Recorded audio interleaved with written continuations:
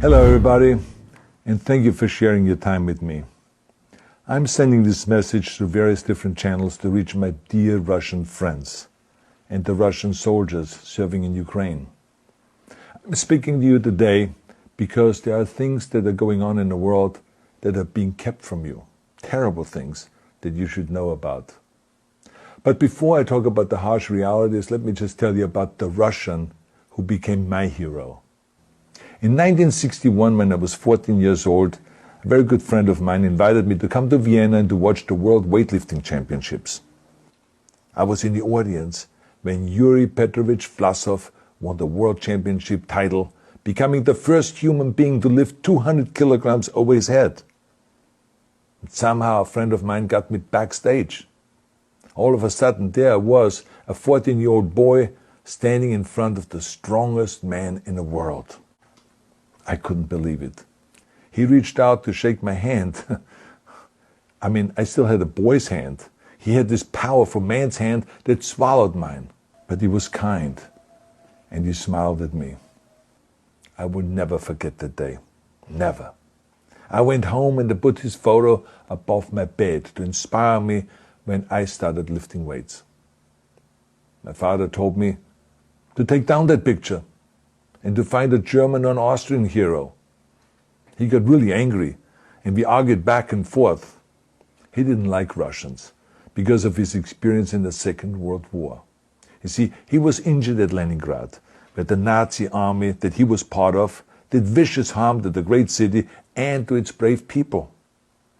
But I did not take the photograph down, no, because it didn't matter to me what flag Yuri Vlasov carried. My connections to Russia didn't stop there, by the way. Oh, it actually deepened when I traveled there with bodybuilding and for my movies and met all my Russian fans. And on one of those trips, I remember, I met Yuri Vlasov once again. It was in Moscow during the filming of Red Heat, which was the first American movie allowed to film in Red Square. Now, he and I spent the whole day together. He was so thoughtful, so kind, and so smart, and, of course, very giving. He gave me this beautiful blue coffee cup.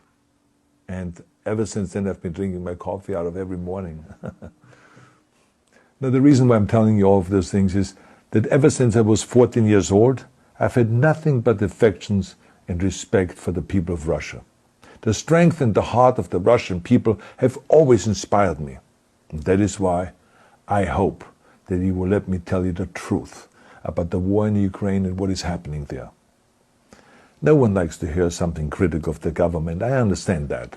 But as a longtime friend of the Russian people, I hope that you will hear what I have to say. And may I remind you that I speak with the same heartfelt concern as I spoke to the American people when there was an attempted insurrection on January 6th last year, when a wild crowd was storming the US Capitol, trying to overthrow our government. You see, there are moments like this that are so wrong, and then we have to speak up. And it's exactly the same with your government. I know that your government has told you that this is a war to denazify Ukraine. Denazify Ukraine? This is not true. Ukraine is a country with a Jewish president, I might add, whose father's 3 brothers were all murdered by the Nazis. You see, Ukraine did not start this war. Neither did nationalists or Nazis. Those in power in the Kremlin started this war. This is not the Russian people's war. No. As a matter of fact, let me tell you, what you should know is that 141 nations at the UN voted that Russia was the aggressor and called for it to remove its troops immediately. Only 4 countries in the entire world voted with Russia. That is a fact. See, the world has turned against Russia because of its actions in Ukraine. Whole city blocks have been flattened by Russian artillery and bombs, including a children's hospital and a maternity hospital. 3 million Ukrainian refugees, mainly women, children and elderly, fled their country, and many more are trying to seek to get out. It is a humanitarian crisis. Because of its brutality, Russia is now isolated from the society of nations. You're also not being told the truth about the consequences of this war on Russia itself. I regret to tell you that thousands of Russian soldiers that have been killed. They have been caught between Ukrainians fighting for their homeland and the Russian leadership fighting for conquest. Massive amounts of Russian equipment have been destroyed or abandoned. The destruction that Russian bombs are raining down upon innocent civilians has so outraged the world that the strongest global economic sanctions ever taken have been imposed on your country. Those who don't deserve it on both sides of the war will suffer.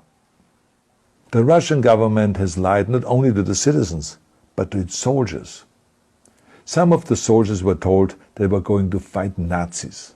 Some were told that the Ukrainian people would greet them like heroes, and some were told that they were simply going on exercise. They didn't even know that they were going into war. And some were told that they were there to protect ethnic Russians in Ukraine. None of this is true. The fact is that Russian soldiers have faced fierce resistance from the Ukrainians who want to protect their families and their country.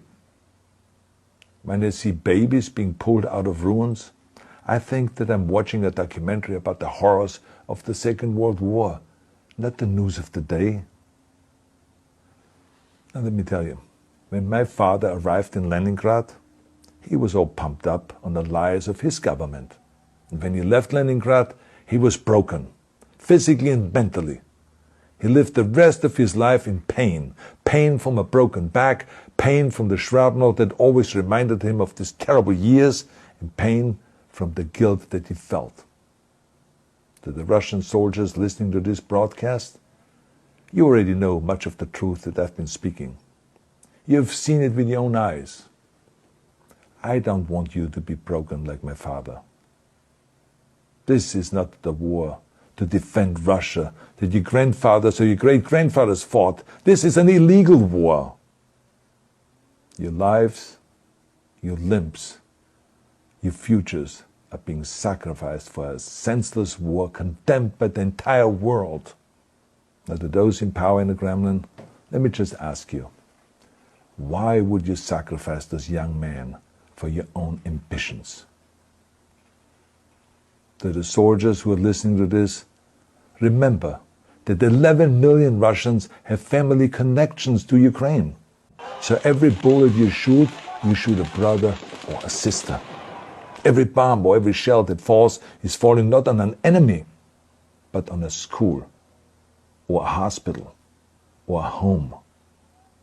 I know that the Russian people are not aware of such things are happening. So I urge the Russian people and the Russian soldiers in Ukraine to understand the propaganda and the disinformation that you are being told. I ask you to help me spread the truth. Let your fellow Russians know the human catastrophe that is happening in Ukraine. And to President Putin I say, you started this war. You are leading this war. You can stop this war. Now, let me close with a message to all of the Russians who have been protesting on the streets against the invasion of Ukraine. The world has seen your bravery. We know that you have suffered the consequences of your courage. You have been arrested, you have been jailed, and you have been beaten. You are my new heroes. You have the strength of Yuri Petrovich Vlasov. You have the true heart of Russia. My dear Russian friends, may God bless you all.